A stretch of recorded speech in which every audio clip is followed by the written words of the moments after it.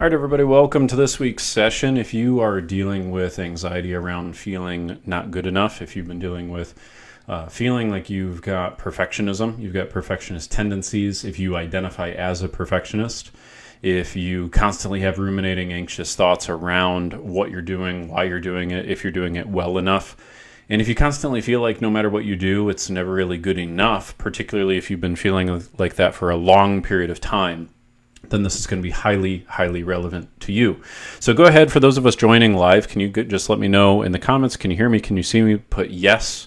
And then let me know in the comments, guys, if you guys are excited to hear what we've got in store for you. I'm going to be sharing with you a bunch of valuable things. In particular, what we're covering tonight is the following. First, we're going to be covering where does perfectionism anxiety come from in the first place? Because there is a root cause of where it occurs. Most people are totally wrong on where it comes from, but we are going to cover that.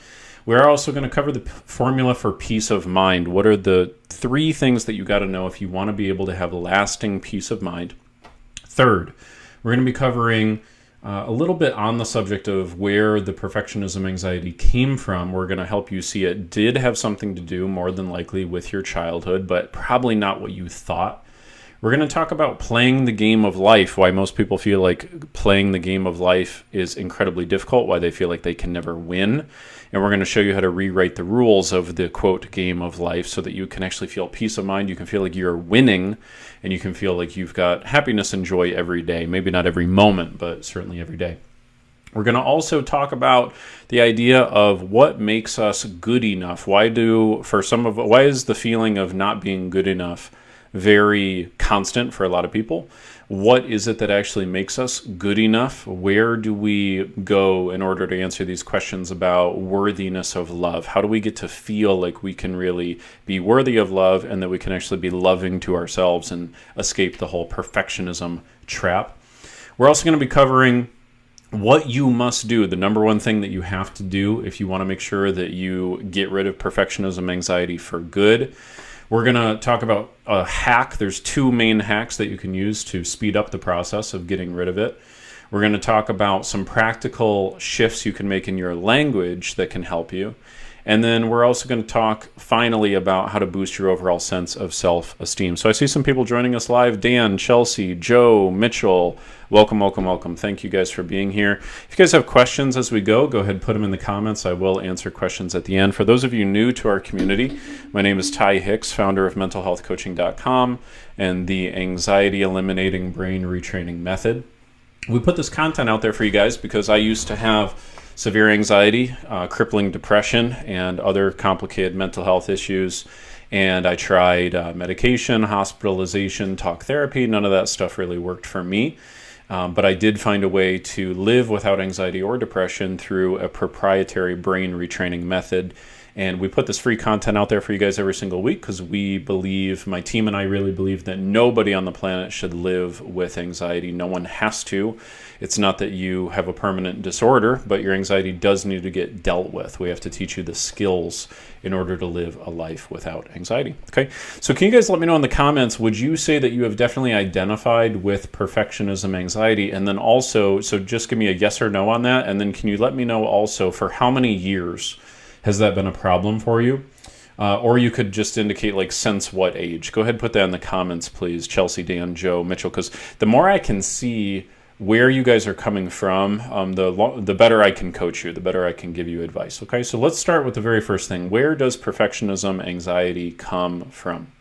Well, to answer that, what we have to make sure that we teach you is a simple little concept. We teach every single one of our clients to help them overcome their anxiety.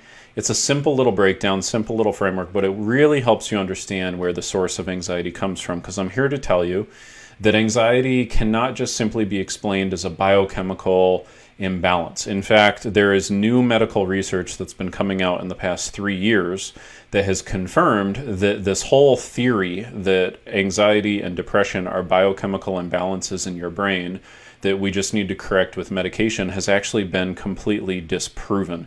And this idea that you just have this kind of permanent disorder, it's just a screwed up imbalance in your brain, apparently was actually never even proven or verified. It was something that was just assumed in the late 80s, and society has been operating on this assumption. But you can look it up. If you just look up anxiety is not a biochemical imbalance. I forget the exact name of the article, but there's multiple medical research published articles that are showing that this is just not the case. Okay, so if it's not the case that it's just some sort of biochemical imbalance, then we have to look at anxiety in a very different way if we want to help you live without it. I see Mitchell, by the way, says, I honestly don't know and I've never really thought about that. Yeah, maybe just give it a shot, Mitchell. Chances are it may have occurred for you between the ages of 8 and 12. That's usually pretty common. Joe says, came from my mom. Okay, so the first key thing I'm going to suggest to you guys that you really want to know, and this speeds up the process for overcoming anxiety a lot, is what we call the formula for peace of mind. The formula for peace of mind is when your current life conditions equal your model of the world. If someone can put that in the chat, I'd greatly appreciate it. Your current life conditions equals your model of the world. Okay? Now, what does that mean? Well, a simple way we could abbreviate model of the world would be your expectations. So, for example, let's say I have an expectation about how my boss should treat me, and my expectation about how my boss should treat me is that he should never raise his voice. And then I come into work one day and my boss raises his voice. Well, as soon as my boss raises his voice, I'm going to feel a little anxious. I'm going to feel a little either sad or anger or anxious or fearful or some type of pain. Because all of a sudden, a core belief that I have, a core expectation about how things should be, has now been violated. Right? And so this is a very, very big reason why people tend to feel triggered by other people or environments, okay? Because we have expectations about how things should be. And the more expectations, we call them rules, the more rules we have about how things should be, the more likely it is that those expectations are not going to be met. So the more rules we have, the easier it is for us to feel like the game of life is being lost, that we're losing, okay? So the formula for peace of mind, I'll remind you, is when your current life conditions equals your model of the world. When your life matches up with your expectations. That's the simplest way of putting it. So long as I keep going to work, my boss never raises his voice, I'll feel good about going to work. Now that's a very simplistic example. But how do we explain when people have anxiety that is really lingering in the back of their mind? It's with them almost all the time. It follows them into lots of different situations. Well, the reason why people would have anxiety in a whole lot of different situations is either A, they have a whole lot of different expectations, a whole lot of different rules that keep getting violated, so that could happen, as in they keep getting triggered not just by people raising their voice, but they get triggered by not being invited to a party, or a friend not texting them back, or someone disapproving of their opinion, or running late, right? So they could have a lot of different rules. That's one reason. Another reason, however, getting more to the perfectionism idea, is that we can have rules, we can have expectations that apply to ourselves that get violated. They get violated on a consistent basis. So there are some people out there, and for you guys listening, more than likely you're this type of person, or I should rather say, not that you're this type of person, but you have had a pattern of thinking this way, because I don't want to define your anxiety as a part of who you are. That's one big mistake people make, is they think it's a part of their identity. And when you define a problem in unsolvable terms, that's exactly how you end up making it unsolvable. Your anxiety is very overcomable. It's just a pattern. Or in some cases, it might be a series of patterns that's become conditioned and automatic. Okay, so if you're dealing with perfectionism anxiety, what has happened is you have developed a model of the world. You have developed a set of beliefs that says you should be perfect. Now, by the way, not every person's definition of perfect is identical, right? For some people, it's like, I need to have the perfect appearance. And so they ruthlessly obsess over how they look. For some people, it's that they need to have perfect finances. They can't ever have, an unexpected bill or be late on their bills or, something like that. For a lot of people, it really just amounts to the idea that you can never do something wrong. You can never do something where you make a mistake. You can't fail. It usually has to do with mistakes and failing. Okay, so can you guys let me know what tends to trigger your perfectionism anxiety in the comments? Is it more appearance-based? Is it more people's approval? Is it more just making a mistake? What is it specifically? That would help a lot. But it's usually something kind of in that realm. Now, where in the world do these beliefs come from? First of all, let's think about it like this. If I hold on to a model of the world, if I hold on to a set of beliefs that says, I must be perfect, I must be. If that's my core belief, what are the chances that that model of the world is going to match up, is going to equal my life conditions? Think of this formula being like the scales of justice with the two sides. Okay, so if on the one side I've got I have to be totally perfect, and then on the other side I've got how my life actually is, how I actually do show up in my life. What are the chances that those two are going to equal each other? 0. So this is why people develop anxiety. Anxiety is nothing more than your brain trying to get your current life conditions to match up with your internal subconscious expectations about what has to occur. That's it. So for some people, the reason they feel anxiety is they're trying to feel more certain and in control than they reasonably can. This is, for example, the people with health anxiety. When it comes to perfectionism anxiety, it's a set of expectations about who we have to be, how we have to show up in the world, and basically the core delusion that we tell ourselves. You guys want to write this down, put it in the comments, please. This is the core belief that causes perfectionism anxiety. So think of all of the intrusive thoughts you have with perfectionism anxiety as being like lots of the branches on a tree. Like on a tree, there might be hundreds of branches, right? And any given day of your life, you might experience dozens, if not hundreds, of intrusive thoughts, right, that might cause you anxiety. However, all of those branches emanate from one core trunk, right? Like what the core tree. One core assumption, one core belief. And that core belief is, if I am not perfect, I am not worthy of love. All right, that's it. And so from that core assumption, our mind will then branch off into all of these different scenarios. It'll start going, okay, well, I need to look like this. And what if I don't do this? And what if I get this wrong? And oh my gosh, did I say the right thing? And blah, blah, blah, blah, blah. All right. So it's that sort of scale of justice thing. Your brain is trying to figure out a way to balance it, right? Your mind all of a sudden from that core assumption of I have to be perfect or else I'm not worthy of love will all of a sudden stack like 1,000 pounds of weight on the one side of the scale, because from that core assumption, I have to be perfect or else I'm not worthy of love, we basically then create all of those different branches on the tree. We create all of these different things that we think we have to correct for, we have to be perfect at, and it weighs down that one side of the scale to the point there's no way that the scale is ever going to balance. But remember, your brain believes I must be, right? Key word, must. Not like I should be, not I would like to be. I must be perfect or else I am not worthy of love. And not being worthy of love is basically the equivalent of like emotional death to a human being. We would actually probably rather be dead than be unloved. So your brain tries to balance this equation. That's all anxiety is. Anxiety, you want to remember this for as long as you live, because if you understand this, you'll understand a lot about how to get rid of your anxiety. Anxiety is nothing more than the experience of your brain trying to get something that it cannot get. That's it. Anxiety is nothing more than the experience of your brain trying to get something that it believes it has to get, but that it cannot get. So if I create a core belief around the world, if I create a model of the world that says I have to be perfect, of course I'm never going to be perfect. And people with perfectionism anxiety know this intellectually. They understand kind of what I'm saying intellectually. But here's the key thing that they miss. What they miss is that a long time ago, they developed a belief that says I must be perfect or else I'm not good enough. And that belief is just an assumption. Okay, you want to remember this. All beliefs are just assumptions.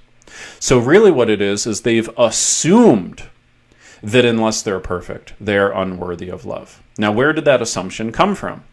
Well, 9 times out of 10, especially if they've been dealing with anxiety for a long period of time. It came from a particular source when you were a child in your childhood, okay? And this leads us to the key question that anybody who's been dealing with anxiety for a long time needs to ask themselves, which is this: whose love did you crave more growing up? Your mother's or your father's? Go ahead and let me know in the comments. Whose love did you crave more? Not who did you love more, not who loved you more, but whose love did you crave more? It's usually going to be the parent whose love was less freely available. Okay, the parent who you felt like you had a tougher time getting their love or their attention. All right. Now, for me, I'll say it was my stepfather, actually. It could have been a step-parent. For a few of you, it could have been like an aunt or an uncle or a grandparent, depending on who raised you or something like that. Okay. Now, here's the next question you need to answer. I see Mitchell says dads. Holly says dads. So here's what we need to ask ourselves next. Okay. And just go with whatever answer comes to you in response to this question. Just go with the very first answer that comes to you. Don't judge it. Don't make it wrong. Don't overanalyze it. Just try to spit it right out. Even like say it out loud. Don't even say it in your own mind. Just say it out loud. Who did you have to be in order to get the love of that person? Okay, now here's where there could be a couple of different answers. Who did you have to be in order to get that person's love? Now, if you're listening to this particular session, chances are you've identified as having some perfectionism anxiety. So more than likely, you're going to give an answer of, I had to be perfect, or something very similar. Like, or I could ask you the question, who could you never be, right? Like if you were going to maintain that parent's approval, who could you never be? Okay, and more than likely, the answer is going to be, go ahead, put it in the comments, let me know. The thing that you're probably going to answer is something like the following. Either A, I had to be perfect, or B, I had to never make a mistake, or C, I had to be whoever they thought I needed to be, or D, I had to please them. I had to do whatever would actually like keep the peace and please them. Okay, can you guys relate to any of these things? Is this making sense? Any of those answers sound correct? Okay, now for people, this is where it branches off and it gets a little different. For some of you guys, it would have been maybe academic. You bring home an A, your parent says, why isn't it an A+? You score 1 goal in soccer, your parents go, yeah, but you could have scored 2 more. You bring home a boyfriend, girlfriend, they go, yeah, I don't know, they kind of have this thing going on I don't really like. Maybe you put on an outfit, your parent goes, are you really wearing that out? Right? Or they tell you should lose weight or whatever, right? So your parents, if you've been dealing with anxiety since about the age like 10 to 12 or maybe a little later than that, more than likely you had parents with high expectations and it felt like the goalpost was moving a lot. And in fact, it felt like you could never win. Can you guys relate to this? You felt like maybe it was never enough for one of your parents. I certainly felt like this with my stepfather in particular. And so what does this do to the mind of a child? What does this do? Well, here's what I believe it does, and this is what my experience has shown me. I mean, I'm not saying I got all the answers, but this theory has held up so far, helped over 600 people overcome anxiety, and this is generally kind of the route that we take, is looking at these questions. And here's what I believe. What I believe is that as a human being, we are the person, as a human being, we crave love basically as a survival instinct. If you look at the animal kingdom, there's no other animal, with the exception of like apes, and even they are not as bad as we are. There's no other animal in the animal kingdom where the offspring is born, and then the offspring has to stick around with the parent for 18 years, or in today's age, like 25, in order to then go independent and go live on their own. It just doesn't occur that way. All of these other animals in the animal kingdom get kicked out of the nest after a day or two or a couple weeks or something like that. For us, however, the way we have adapted and evolved and kind of where we are at in the evolutionary pyramid right now is that we rely on our parents putting our needs above their needs for a very extended period of time. What does it mean to put someone else's needs above their needs? That's basically love, right?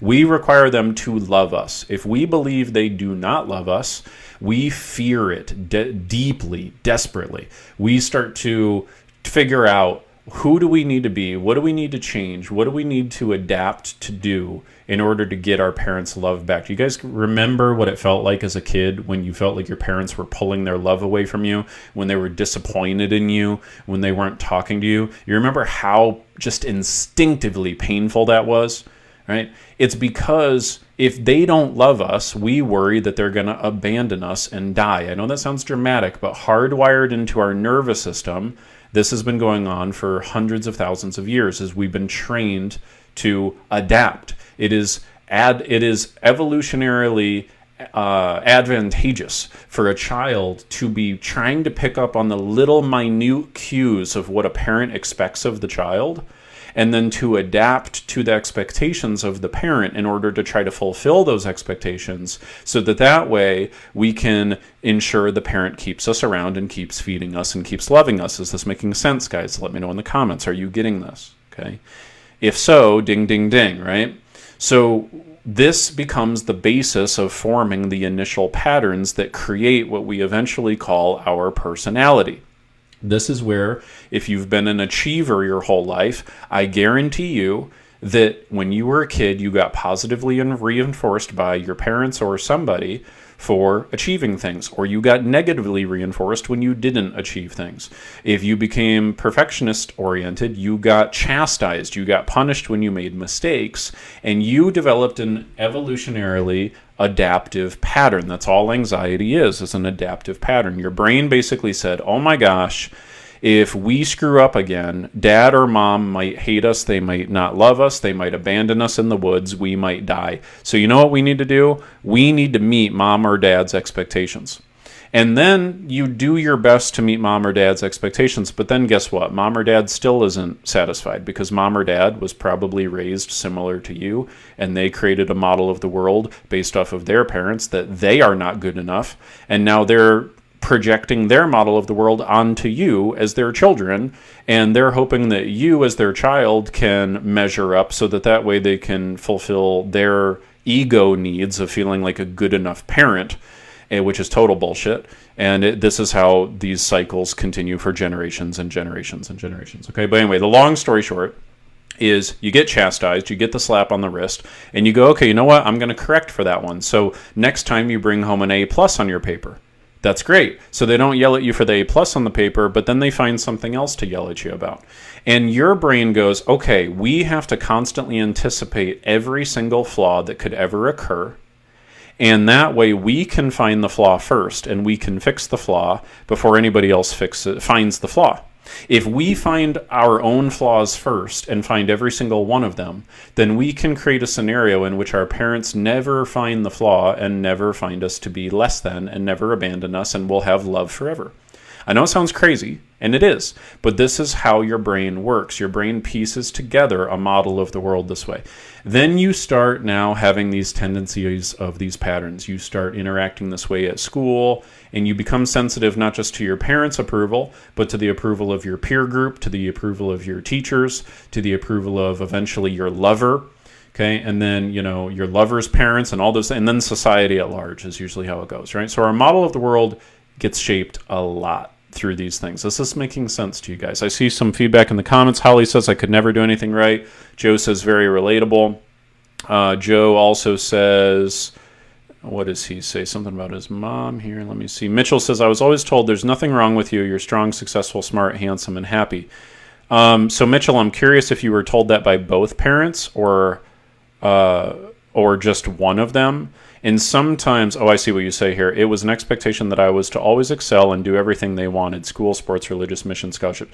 Yeah, so basically what they did is they created in you a model of who you were that was kind of larger than life. That can happen sometimes. He says only by one parent. Yeah, so that's common. So what will happen a lot is you have one parent that's incredibly difficult to please, and then the other parent sees that parent is really difficult to please, and that parent overcorrects and gives you lots of verbal affirmation and validation. That's a very common scenario. That creates like all sorts of screwed up stuff. And Mitchell, you don't need to answer publicly or anything, but a lot of times that creates problems with romantic relationships, particularly for men. Like especially if you had a mom that was very validating and a dad that was not validating, that can really screw up with your self-esteem and screw up with your ability to feel like a confident man. So that was sort of similar to what happened with me.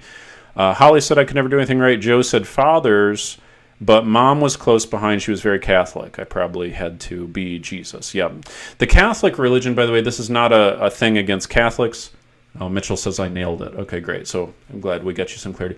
So one quick thing, Joe, this is not an anti-Catholic thing by any sense whatsoever. However, I have found that there are some religions that have more expectations, right? And so remember that the formula for peace of mind is when your life conditions match up with your expectations. So depending on how strict of a religious household you grew up in, there can be a lot of anxiety. In fact, we even kind of coined the term religious anxiety. I have had people who have hired me because they want to be perfect in the eyes of God, and they have this larger than life set of expectations about who they have to be. So that's a whole other thing sometimes too. Okay, so anyway, moving on. So now we know where this stuff comes from. Right? We create this model of the world. We create this tendency in the mind to try to seek out flaws. And for any of you guys who are unfamiliar with this, there's a part of your brain that basically feeds you the information that you're looking for. It gives you confirmation bias. So if you're looking for something, it will tell you that that thing is what you see, even if that's not the thing that you see. So there's an exercise I do with my clients. You guys can do it on your own time. And what you do is you look in the room for the color red. You look every single place you possibly can for the color red, and try to make it your job to find every single piece you possibly can. Go ahead and do it right now. If you go ahead and look for the color red, try to find every single piece you possibly can. Do it quick. Do it quick. Okay? And then close your eyes. And now with your eyes closed, try to remember what you saw that was blue. And that's going to be very difficult to do. Okay, you might remember one or two obvious things. If you open your eyes now and look for blue, look for every single instance of blue you can possibly see, you'll see a lot. But you didn't see the blue the first time around. The reason why this is there's a part of your brain that deletes out what you are not looking for. The other thing you may have experienced is when you were looking for red, you may have seen things that were not quite red. They were brown or orange or pink, but your brain was like, oh, that's almost red. And so what happens is this part of our brain, it's called the RAS, it is a filter, basically. So when you tell your brain, hey, brain, we need to find every single flaw in ourselves so that way we can fix the flaw, so that way everyone loves us forever, your brain is going to interpret things that are not flaws as flaws. In other words, your brain is going to be constantly scanning yourself, scanning what you do, scanning what you say, scanning what you wear, scanning how you look, scanning how you hold yourself, and it's looking for flaws. This is very similar to, say, like health anxiety, where people develop a mental pattern where they think every single sensation in their body is proof that they're having a heart attack. Your brain basically says, hey, this really, really dangerous thing, having a heart attack, not being loved, getting in a car accident, okay, whatever it is, your brain basically starts to try to be on the lookout for anything that looks even remotely close to that thing you're deathly afraid of. And then it creates a self-fulfilling prophecy of anxiety, because as it's looking for proof of that thing, it starts to see things that are pink or brown or orange, metaphorically, and call them red. So you end up driving out your car on the road, someone is actually pulling up to a stop sign and stopping, but you think they're going to run through the stop sign and hit your car. Or you feel a little tingle on your skin and you think you're having a heart attack. Or you give a presentation at work and you do an incredibly fine job, but you said one thing differently than you had planned to. And so then afterwards you're thinking about it, thinking, oh my gosh, I screwed up. I sounded like an idiot. When nobody else saw that thing. Nobody else is looking for red except you, if that makes sense. Okay, is this making sense, guys? So, and tell me in the comments, what is the thing that your brain is used to scanning for? Is it flaws? Is it mistakes? Is it what you said that was wrong? Is it other people having a bad opinion of you? What is it? Because if you've got anxiety, you've got a pattern like that, I can guarantee you. Okay?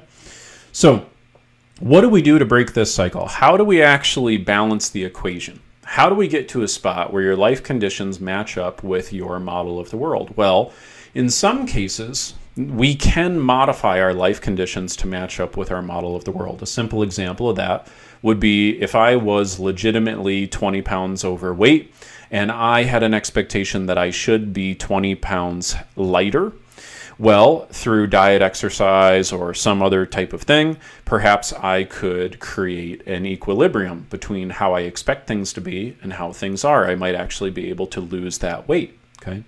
However, there are times when we have expectations that will never be able to be matched by reality.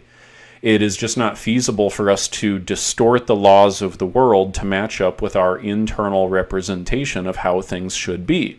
It's actually that our internal representations, need to change. For example, when I had a client once that was a 13-year-old girl who was very underweight and still believed she needed to lose weight to be beautiful. In that situation, I'm not going to help her lose more weight. I'm not going to help her modify her life conditions to match her expectations. What we actually have to do is we have to dig into her model of the world. We have to dig into her belief systems that have defined beauty in a completely unreachable and unattainable way. We have to redefine what beauty is so that she can realize that she is, in fact, beautiful. That all along her life conditions have matched up with where they should be. They just haven't matched up with the pre-existing beliefs that she thought she had to meet.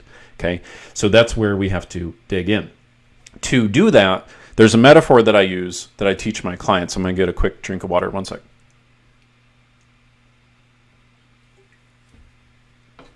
There's a metaphor that we teach our clients. We call it the game of life. Okay, so think if you were playing a board game. You're playing that board game.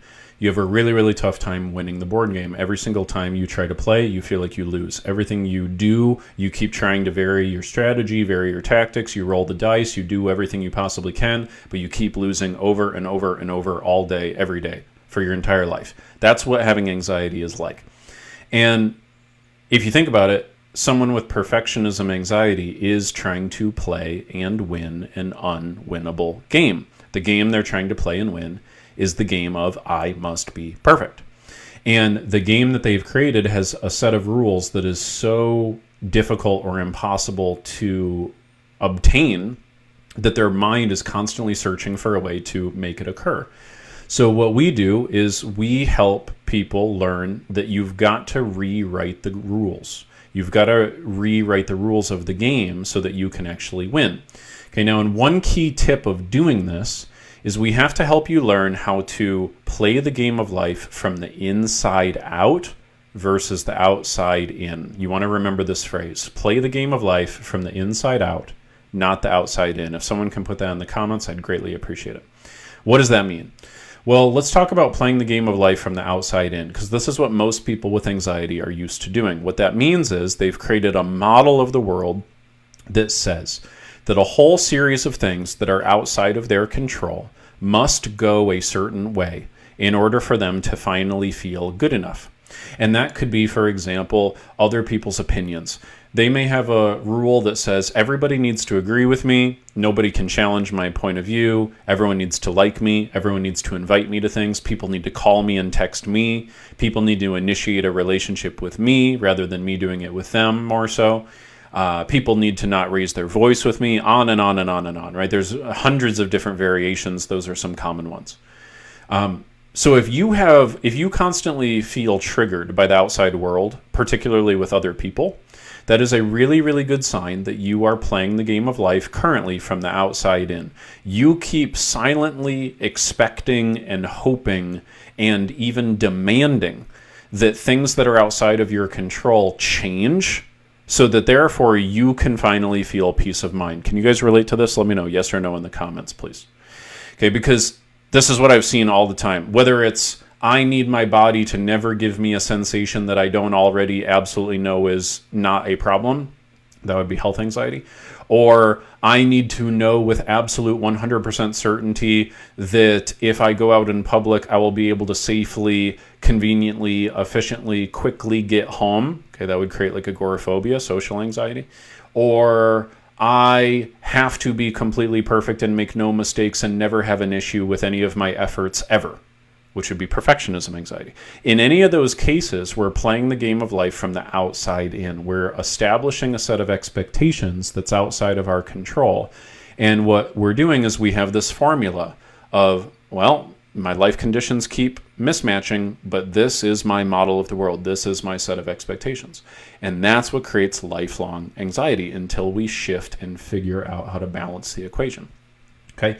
So what we have to do is learn how to play the game of life from the inside out. What that means is rewriting the rules of the game such that you get to win based off of things that are in your control, not creating a fictitious situation where you only get to win and feel fulfilled if all of these things outside of your control magically match up with how you expect them to go. So what does that look like? Well, it can look like a lot of different things, but I'll tell you that there are basically 4 main games that you can play that will give you peace of mind. And I'll tell you that there's 2 main games that you need to avoid playing that will cause you pain for the rest of your life and that will cause anxiety. I guarantee you, if you're dealing with anxiety of some kind, you are playing one of these 2 games. The one game that you might be playing is what we call the game of certainty. The game of certainty is a lot like the ones I just listed out a minute ago, where you're basically saying to yourself, I must be certain of things that are outside of my control, or else I cannot function. I cannot move forward. I cannot do what I want to do in my life. And there's a million versions of this. I just worked with a woman, helped her overcome her agoraphobia. She had a belief prior to working with me of, I need to know that there is not going to be too much traffic out on the road, or else I cannot drive across town. Right? So that is her creating a belief of certainty. I need to be certain that there's not going to be enough traffic before I go and drive, or else I cannot go and drive. Well, there's not really a way for her to be completely, totally certain of that, right? Another version of this would be, I need to be totally certain that everybody in the social group approves of my opinions at all times. Well, unless you're a mind reader, unless you both have downloaded the latest version of Elon Musk's Neuralink, it's not going to happen. You're not going to be able to read their thoughts. You cannot control that. So if you hold on to a rule, if you hold on to a belief in your model of the world that says, I must be certain of that, then you're going to perpetually feel anxiety because your brain is going to keep grasping for something it can never reach. Okay, that's what you're doing. So the games of certainty create anxiety. If you create a model of the world that says the number one goal of the game of your life is certainty, you are destined for anxiety. The second core game that a lot of people play is what we call the game of significance. What it really means is the game of trying to be good enough. And that's exactly what perfectionism comes from. So basically, when you create a big mental model of who you think you have to be, when you create this larger than life set of expectations, whether it's being a certain weight, having a certain income, having a certain appearance, having a certain friend group, driving a certain car, okay, basically when it comes down to who you are, when you believe that you have to measure up to a particular set of ideals in order to be good enough, you're playing the game of significance, and it is an unwinnable game because your brain will constantly move the target, and that's what creates anxiety. All right. What are the 4 winnable games? Well, the 4 winnable games, the games that your brain can actually learn to win, are number 1, the game of growth. So when you make the target of life growth rather than certainty or significance, it becomes far easier because it's pretty much impossible to live on planet Earth and not grow. Right? Growth is something in your control. It's something you can do in a million different ways. It's something you can do almost any minute of any day. You can do it intellectually, physically, spiritually, emotionally. You can do it all sorts of ways. There's opportunities for growth all around you, and you can decide how much you grow, how little you grow, when you do it, how you do it. So growth is a very winnable game when you make the target of your life growth rather than perfection. Number 2, the second winnable game is the game of contribution. Now, the trick here for the perfectionists out there is that you have to be willing to just recognize that there is no contribution too small or too large. There is no contribution that is right or wrong. It is just the fact that you are contributing that matters, right? So when you get that square in your head and you stop putting a bunch of perfection type labels on the contributions that you make, contribution is again a very winnable game because you can do it a million ways to a million people in a million different times in your life. It's very accessible. It's very winnable. The third winnable game is the game of variety or fun. Right? So when you make the target of your life variety, uncertainty, mystery, curiosity, right? Something in the realm of variety rather than certainty, that becomes a far more winnable game because variety is far more plentiful on planet Earth than certainty is. Right? And then the fourth and final one is connection and love. But here again, we got to make sure we don't make it perfect connecting and love. Right? We've got to make sure that it's real connection and love, not I need to feel good enough, so I need you to text me and you to call me and you to affirm me. It's got to be about playing the game of life from the inside out, not outside in. So it's more about sending love outward rather than I need to receive the love. Do you feel the difference? When you play the game of I need to receive enough love to feel good enough about myself, that's anxiety inducing because you are not in control of how much love you receive. But when you define the game of life, when you define the goal of your game of life as I'm just going to send as much love outward as possible, that is very winnable because it's a game you are in charge of. Okay? So those are some of the key kind of pillars that you can learn to rebuild your new model of the world around. Now, the model of the world's a little more complicated, but it starts out with what is most important in your life. And if what you're currently making most important is certainty or trying to feel good enough, you're destined for anxiety. You've got to learn to retrain the brain to make the dominant core value of your life either growth, contribution, connection and love, or variety. One of those four. Okay? At least in my experience, that's what works really, really well. All right. Now, a couple last recommendations I have for how to get rid of perfectionism anxiety. Okay, I've kind of covered the source of it, where it comes from, what is the real thing you need to do in the lasting way to make sure that you can actually deal with this in the long run and modify your model of the world to make sure that it is something that can actually match up with your life conditions regularly. Let's talk about a couple other extra tips. I'm going to tell you something that you probably have already told yourself. It's probably something you know. It's not exactly new information, but sometimes we need to be reminded more than we need to be taught. Most people are out there on the hunt for information they've never heard before, just so that they can artificially feel like they are growing by stimulating their brain and learning new information, when actually they should be interested in just applying the useful information they've already collected. And they're just scared about implementing it because they're afraid they're going to fail. So this is information you've heard before, and you've probably doubted whether or not it would work for you, but it's the truth. If you want to get rid of perfectionism anxiety, you must get accustomed to being imperfect. Now, how do you actually do that from a practical standpoint? What that really means in day-to-day life is whenever you make a mistake, you need to be able to let it go. Right? Now, you know this already. Right? People have told you this, in fact. Chances are you've had multiple times in your life where you make a mistake, you beat yourself up, and someone around you says, no, you did a great job. Don't beat yourself up. It's good enough. Celebrate yourself, okay? And you probably thought to yourself, yeah, bullshit. It's not good enough for me, all right? That's probably what you did. So how do you actually rewire the brain? How do you get yourself to shift out of one belief system, which says I have to be perfect, where it feels like a compulsion? And how do you rewire that to be a belief system that says I don't need to be perfect? Well, the way that we reshape our model of the world, one of the key ways, is by changing the language that we use.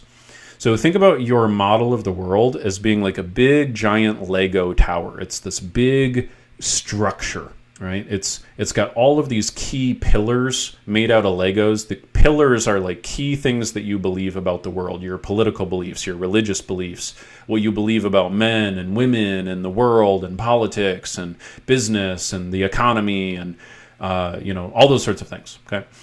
Now, what creates those pillars? Well, what creates those pillars are all the individual Legos. All the individual Legos are the words that you use.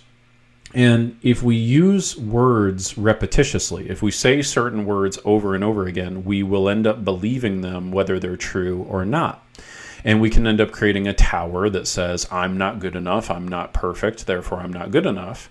And that tower was built over the course of years and decades of you telling yourself certain words like, I have to do XYZ, or I should do ABC, or mom's not going to like it if I don't do ABC, right? Things like that. So what we've got to do is we've got to use, well, we don't have to do anything, but one of the tools that we can use that's simple for the purpose of today's live stream is using a new mantra, adopting a new belief system. And I want you to remember this. If someone could put this in the comments, I'd appreciate it. Repetition equals belief. Repetition equals belief. That's what created this perfectionism anxiety in the first place. It wasn't like one day you told yourself, oh, I didn't do good enough on my paper, and then from then on out you were a perfectionist. It builds up slower than that, right? It was through you telling yourself, or maybe a parent telling you over and over and over again that you weren't good enough, and then you ended up believing it. You hypnotize yourself, basically, over time.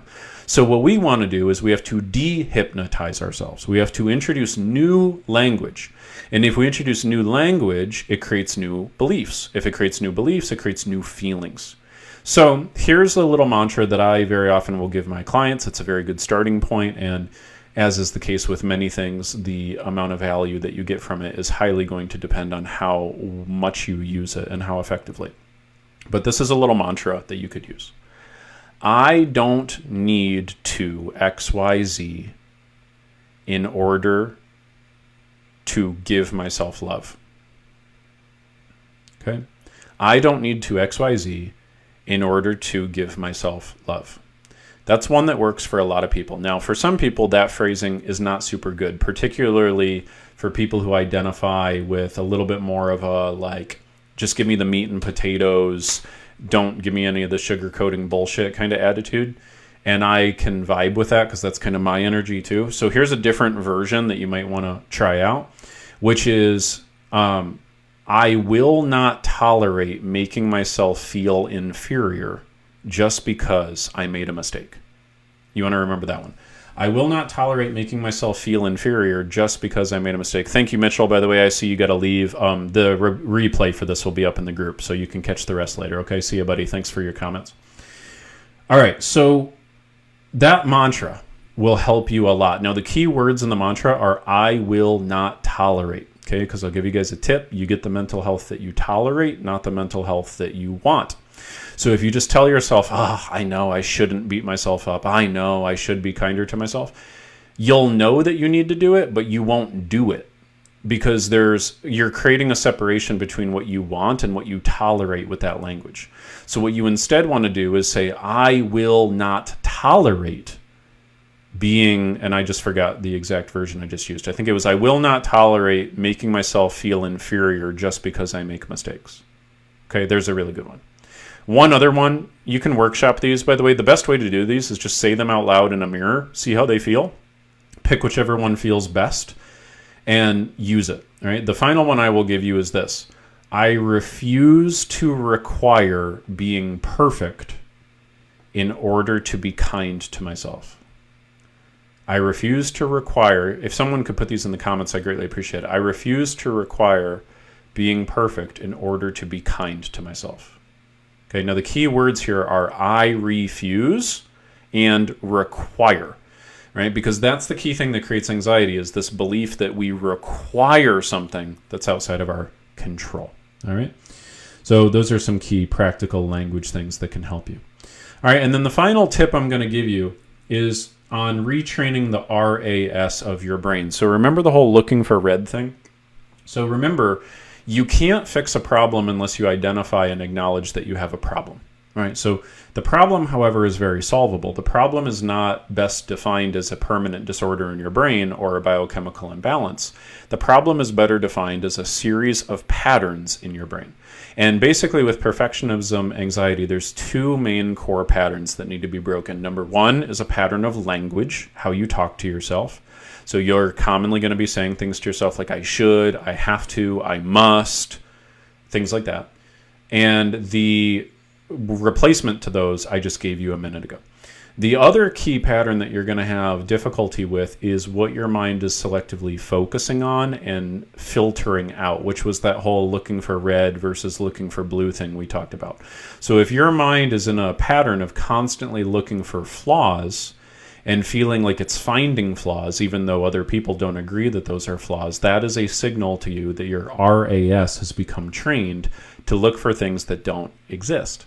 Okay, so what do we got to do? How do we train that? Well, what we got to do to retrain that is we have to start to look for blue rather than look for red. Remember how when you closed your eyes, I said, what was the blue that you saw? You probably had a tough time remembering the blue.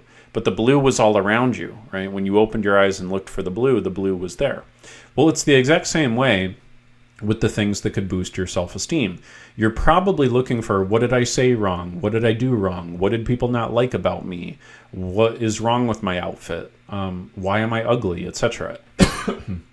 And so your brain looks and finds things that don't necessarily exist. So what we got to do is we got to ask ourselves new questions. New questions will train the brain to focus in different ways. So if you start with new input, you'll get new output. But the key is you got to do it enough, and you got to do it over a long enough period of time to actually change the patterns of habituation in your mind. So here's what you'd want to do. What you'd want to do is you'd want to meditate. And I don't mean meditate in the classic way. I just mean like focus on, take a minute to think about. You would want to ask yourself some questions every day. And a couple questions you'd want to ask yourself would be, what am I proud of myself for? What am I proud of right now? And challenge yourself to come up with at least 3 to 5 answers. What am I proud of? Now, a lot of people will initially go, I'm not proud of anything. But see, that's entirely the point. That'd be like you're so used to looking for red, all you see is red. And then I go, yeah, but how much blue is in your room? You're going to go, no, there's no blue. There's only red. And really all that is it's just your mind's default reaction to the conditioning. There's plenty of blue. There's plenty of things that you could feel proud of. There's plenty of things you probably do feel proud of. You just don't really acknowledge them daily. So if you ask yourself, what do I feel proud of? Or what could I feel proud of if I wanted to? And you challenge yourself, basically kind of like force yourself to come up with like 3 to 5 answers, you will find some answers. Here's another good one that would help you get rid of perfectionism anxiety. How have I grown recently? That'd be a really good one. How will I grow today would be a really fantastic one. How have I contributed to other people's lives recently would be a really good one. These are just totally off the cuff. How will I contribute to someone's life in the near future? What is something I can look forward to? What are character traits of myself that I appreciate or I could appreciate if I wanted to? Okay, those are examples of questions that could help you really well. Okay, we actually have a tool. We call it the daily conditioning questions, and I think it's a list of 12 to 15. I can't remember the exact number, but there's a list of daily conditioning questions that if you basically use them like a journaling prompt, you use it for like 20 minutes a day for 14 days, it will absolutely reduce your overall anxiety levels. We're happy to give that away to anybody for free. Just go ahead and put the keyword in all caps questions in the comments, and a member of my team will make sure that we get that to you. Okay, so we're happy to give that to you. It's a completely free download ebook that will help you. It's not everything you're going to need to overcome the anxiety, but it's something that can help you a lot. Okay, so lastly, for any of you guys who are like in a spot where you're like, man, I've dealt with this perfectionism anxiety for way too long. Enough is enough. Like, I'm tired of this crap. I've been trying to figure it out on my own. I've been listening to the podcasts. I've been reading the books. I've been looking on YouTube. I've been doing therapy. I've been trying the medication, If your anxiety level is, let's say, pretty severe, let's say it's at least like a 6.5 out of 10 regularly, if you feel like you've not had good results with therapy or medication, or you just don't want to use therapy or medication for whatever reason, and you are tired of dealing with this on your own, and it is absolutely a priority for you to make sure that 2025 is the year where you no longer have anxiety, we are opening up 5 slots for people with perfectionism anxiety in the month of November. So we're taking applications currently. And basically, here's how it works. Okay, so what you do if you want to apply, if you want to be considered, just go ahead and put the keyword apply in the comments. Okay, and here's what's going to happen. So I'll message you. I'll shoot you a quick message on Facebook. And I'll get to know your situation a little bit better if I haven't talked to you before. Basically, I just need to confirm, like, are you dealing with a situation that my method, my brain retraining method, will definitely work for? If it's not going to work for you, I'm just going to tell you right away, because the worst thing I could possibly do for my business is have unsuccessful clients. All right. And I want everyone in our community to get the mental health they deserve, even if my method is not the right thing for you. So I'm going to ask you a couple questions. 9 times out of 10, the type of anxiety you're dealing with is something that will work, but I just need to check. And then we'll set up a very quick, 10-minute phone call, super low pressure, and basically just so we can get to know each other a little bit. And I'll walk through the details of what does it look like, like if we were going to work together, what does that look like? I'll give you 1 to 2 strategies you can use right away to reduce the anxiety. And we'll see if it's a good fit. If it seems like a good fit, we'll do one final conversation, which is basically just me walking through every single detail, how does the method work? What are the 3 phases of the method? What are all the things you're going to learn? What do you need to do to be successful? What are the requirements? And then if you're accepted as a client and it sounds good to you, sounds good to me, and you get approved as a client, then you're protected by 2 really, really strong satisfaction guarantees. So the first one is that you get to go through the very first week of the program, and if for any reason after the first session you do with me and the first week of kind of applying what we teach you, if for any reason after the first week you're like, I'm just not feeling it, I'm not totally sure this is the right thing for me, then that's totally fine. Then you get a full refund, you get to walk away, no problem. Because we really, really want to make sure every single client feels totally good and clear that our system works for them. We also believe in providing value and producing results first. The fastest way I can convince you that I can help you is just by helping you. You know what I mean? I don't want to sell you. I just want to help you. And then once I help you, you're like, oh, damn, all right. I guess this actually does work, right? And then you're going to want to stick with it. But for any reason, if you don't want to stick with it, you can totally back out. And then the second thing is if you decide to stick with the program after those 7 days, you're also protected by the strongest satisfaction guarantee in the mental health industry, where we provide a written guarantee of satisfaction for you that if you don't feel that we've reduced your anxiety by at least 75% in 90 days, I will continue to work with you one-on-one for free until we do. And as of right now, I don't know the exact percentage, but it's about 80%, somewhere around 80% of our clients get done in 90 days, no problem. Most of them, by the way, do a lot better than just 75% reduced, but that's what we're comfortable guaranteeing in writing. But anyway, about 80% get done in 90 days, no problem. They graduate, they go forward on their own, they're good to go. The remaining 15 to 20% will sometimes require an extra 2 to 4 weeks. And that's great. That's fine. I don't really care. I'm happy to work with somebody as long as it takes, but I can't remember last time it took more than 4 months. So basically it's a guarantee of satisfaction, right? You get to try the method out for sure. You get to totally verify it's the right thing for you. And then when you commit, literally we're going to work with you until you get the anxiety fully handled. So for anybody who wants to make sure 2025 is the year that you can look back and be yep, that was the year I finally got back control of my mental health. I finally got rid of the anxiety. I had assumed I couldn't get rid of it, but then I finally did, and I finally got it under control. That's who this is for. This is not for people who want a quick fix. This is not for people who want to dip their toe in the pool and oh yeah, I'll give it a shot. This is for people who are in that attitude of no, enough is enough. The time is now. Got to get this done. Let's get it done. Let's make sure that this is the right guy to help me, but I owe it to myself to figure this out, and I'm not going to procrastinate and wait another day because overthinking is the exact problem I need to solve, and the only way I get out of the pattern of overthinking is making decisions, right? So anyway, just go ahead and put the word apply in the comments here. We'll shoot you that quick message. We'll set up a quick 5 to 10 minute call. I'll get to know you. I'll confirm if it's the right thing for you or not. And then if it does, we'll move forward. We'll do that final call. We'll go through all the details. You'll get to see all the information, how it works before you commit. And then even when you commit, you'll still have 7 days to try it out. So that's how it works. However, we only have 5 spots. And that's it, because I only take on so many clients so that I can pour into them the value that they need. Right now, we only have 5 openings. They are going to fill up. Right now, I'm broadcasting this to a Facebook group of 10,000 people. So you definitely want to make sure you apply quickly. So go ahead and do that. Okay. And if you're not doing that, that's fine. We'll go ahead and see you next week on our live stream next Thursday, 6 p.m. Eastern inside this Facebook group. Thanks for showing up, guys. Appreciate it. See ya. Bye.